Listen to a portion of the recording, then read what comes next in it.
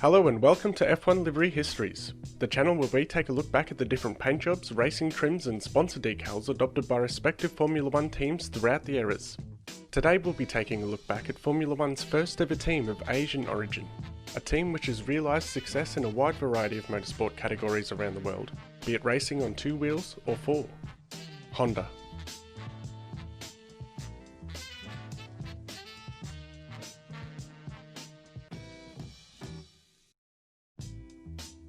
The Honda Motor Company was founded in 1948 by Soichiro Honda and began its extensive contribution to the motorcycle industry by designing and building its first bike, the D-Type, in 1949. Over the course of the next decade, Honda would establish itself as one of the world's premier motorcycle producers. In 1959, Honda first entered the realm of motorsport, competing at the Isle of Man Tourist Trophy. Heading into the 1960s, Honda began producing road cars, and would make the decision to enter Formula 1 in 1964, becoming the very first all-Japanese team to compete in the sport. Honda's initial Formula 1 Charger was the V12-powered RA271 model, which made its competitive debut at the Nürburgring for the German Grand Prix. This proudly Japanese team would race in the colours of its country's national flag, with white being the team's backdrop shade, highlighted with a red rising sun. The following year, Honda would celebrate its first Formula 1 win, as American driver Richie Ginther steered the RA272 to victory at the 1965 Mexican Grand Prix.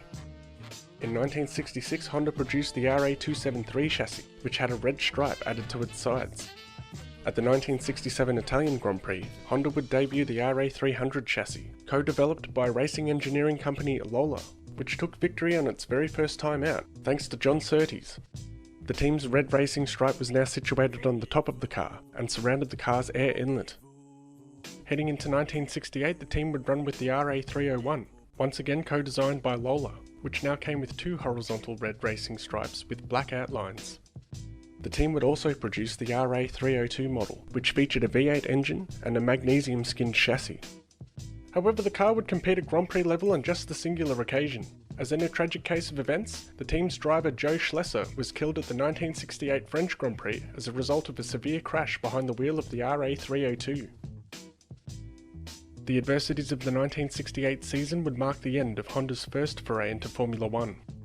It wouldn't be until the V6 Turbo era, more than a decade later, that Honda would make a return to the sport, initially supplying engines to the short-lived Spirit Formula 1 team in 1982, before going on to supply engines to Williams, McLaren, Lotus and Tyrrell, achieving a run of 6 consecutive constructors' titles as an engine supplier from 1986 until 1991.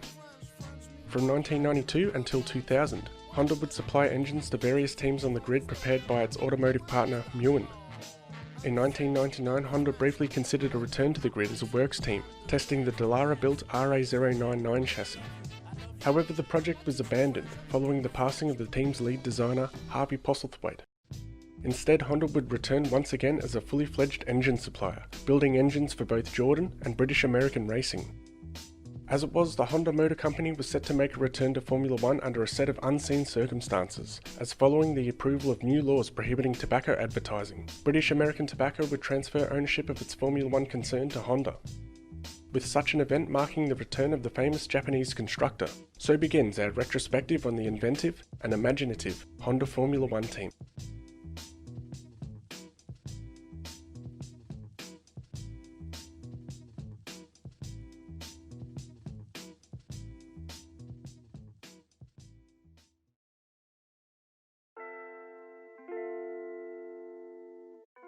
Much like the BAR cars of previous seasons, Honda's first modern Formula 1 car, the Jeff Willis-designed RA106, came painted in the company colours of Lucky Strike cigarettes, as British American Tobacco carried over its existing sponsorship arrangements. Lucky Strike was joined by fellow sponsors Intercond and Ray-Ban, along with technical partners NGK, Michelin and fuel suppliers Eneos. Honda's company branding featured distinctively on the new car, seen on the rear wing of the vehicle, engine case, as well as in the form of a bright red Honda badge upon the nose cone. The team's title sponsor would continue to add nuances to its company branding at tobacco ban races, much like it had in previous seasons, with Lucky Strike's look left, look right motif once again coming to the fore. At the 2006 Turkish Grand Prix, Anthony Davidson's test car would promote Turkish fuel company Petrol Ofisi, whilst at the final round of the season in Brazil, Lucky Strike would commemorate its exit from the sport with a special set of liveries which bid farewell to the Grand Prix world. The team's return season would prove to be highly successful, as Honda finished in a creditable 4th position in the constructors' standings. The season was capped off by Jenson Button's historic win at the Hungarian Grand Prix. The following year, Honda would run with the first of its famous Earth Dreams liveries for the RA107, a livery which was designed to reflect the Honda Motor Company's environmentalist business ethos. The car raced without any form of external sponsorship, instead carrying a paint job which exhibited an image of the Earth upon a black backdrop. Along with its new car, Honda would also launch its own website, myearthdream.com, a site which details Honda's aims of conservation. In 2008, Honda would revitalise its Earth Dream livery for the RA108, which now came with images of the planet featured on a white backdrop, along with Earth-coloured driver's numbers and a pair of racing stripes which ran down the front of the car. The team livery also presented some small touches of red upon the front wing and airbox, which hinted at the team's Japanese provenance. Despite each of the efforts the team had put into promoting its Earth Dreams campaign, the events triggered by the global economic downturn of the late 2000s prompted Honda to announce its withdrawal from the sport. The team was eventually offloaded to former Honda team principal Ross Brawn, who renamed the entry to Brawn Grand Prix ahead of the 2009 season. Honda would remain absent from all to do with Formula 1 until 2015, when it returned to the grid as an engine supplier, firstly with its old acquaintance McLaren, before going on to partner both Toro Rosso and Red Bull Racing. Aside from its exploits in Formula 1, Honda has also successfully competed in IndyCar, touring car, sports car, and rally competitions around the world. However, undoubtedly, the company has created its biggest impact in the motorcycle world, having to date claimed a record 25 Grand Prix Motorcycle Racing World Constructors' Championships. With Honda once again making up a big part of the Formula 1 landscape, here ends our retrospective on the Honda racing team.